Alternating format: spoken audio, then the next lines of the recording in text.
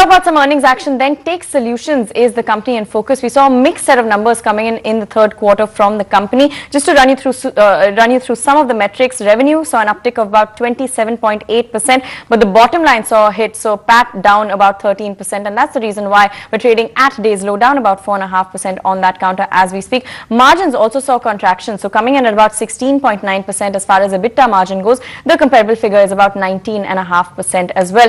We also had some news coming in. The company is planning to buy North America-based Dataceutics Inc., and that's for a consideration of about 318 crores. In fact, to put all of this together for us, we have the management joining in. Srinivasan H R, Vice Chairman and Managing Director at Tech Solutions. Very good to have you on the show, sir. Very good afternoon to you as well. Before I ask you about your earnings, talk to us about this acquisition, Dataceutics Inc.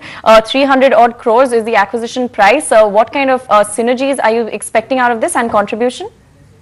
Yeah, so this contributes to our clinical business. Dataceutics is very strong in clinical data sciences and has a marquee set of customers, including names like AstraZeneca, Genzyme, Genentech, Lexicon, Alexion. It's based out of Philadelphia, and we expect that to bolster and give us a very large platform on the clinical data sciences and give us a expansion into the North American markets, especially these customers that I've just named. All right. If we talk about the kind of performance that you've posted for the third quarter, there's a very clear trend. Your life sciences revenues saw an uptick of about 35%, and at the same time, the supply chain management side of things, we did see a bit of a hit on the top line on that front, 22.5% lower in the quarter gone by. What really is the outlook, the sense that you have on both these segments going forward from here? Yeah, so we've already indicated that we'll be a full life sciences company. So today, if you took a look at our total revenues for this quarter, 93% came from the life sciences. It's only 7% from the supply chain. And we are trying to exit that business, whatever is remaining of that business. So the overall goal is to be a 100% life sciences company as we move into the next FY. Right. Mr. Srinivasan, what about the current order book? And how's the outlook looking for the next quarter, or at least next 1 or 2 quarters?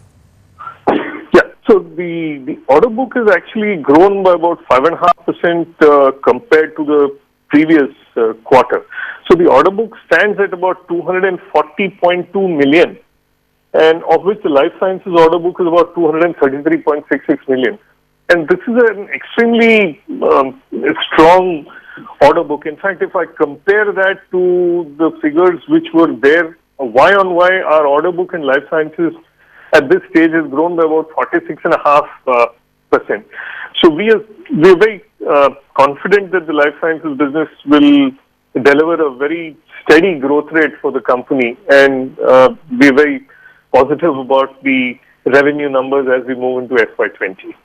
All right, just a final question then before we let you go. The margin is a bit of a concern. We saw a significant contraction, 16.9% from a 19.5% figure earlier. Where did you see the pain coming from? Is this on account of your shift towards the life sciences segment? And if you could tell us, what is a more sustainable number that we should expect going forward from here? Yeah, so this number has to be contexted to the fact that this quarter we had almost $2.5 million of exceptional expenses, about $1 million on the forex, and about $1.5 million which pertains to the acquisition of the company that has come as an expense. So it's logical that when we're buying an asset for 318 crores, there's going to be a transaction cost towards that in terms of due diligence, in terms of legal fees, etc. And all those have come into this quarter. They're exceptional items. Right. Mr. Srinivasan, just building up on the last question, a shift to life science, we heard the commentary coming from TCS, SL Tech, life science again, they were talking about some very strong sort of a spending outlook in US markets also. What's the difference in the margin profile of a life science business versus your existing core business or the blended margins right now? We have today almost a fully life sciences company. 93% of our revenues come from life sciences, so there's not much of blending that's there. But at a very high level, the life sciences business has margins closer to the 19.5-20%, and the supply chain business margin is at about 8.5-9% at the EBITDA level.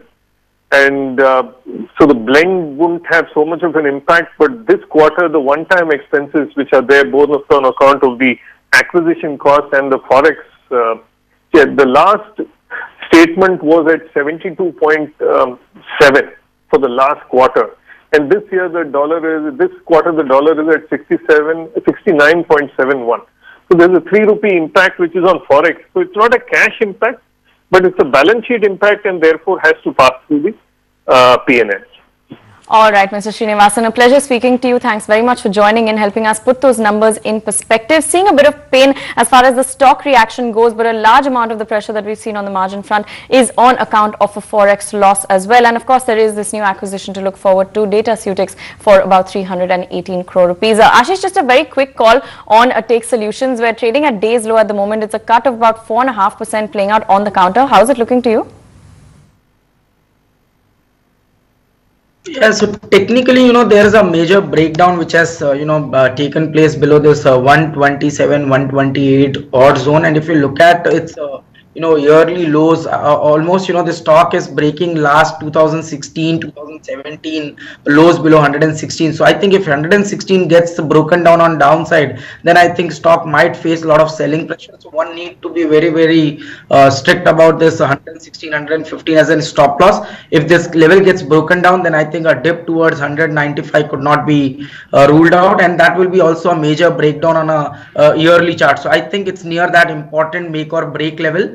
We are trading around 120 odd levels, so just 4-5 rupees away from that important support zone. All right, that's a Take Solutions for you. Looking a little weak as far as the chart is concerned, but of course the management clarifying that perhaps we won't see this kind of pressure sustained going forward from here. We'll take a quick break, come back, get a few trading ideas from Ashish. Also bring you an important story in terms of the government trying to address liquidity woes in the sugar sector. Stay tuned, we'll be right back.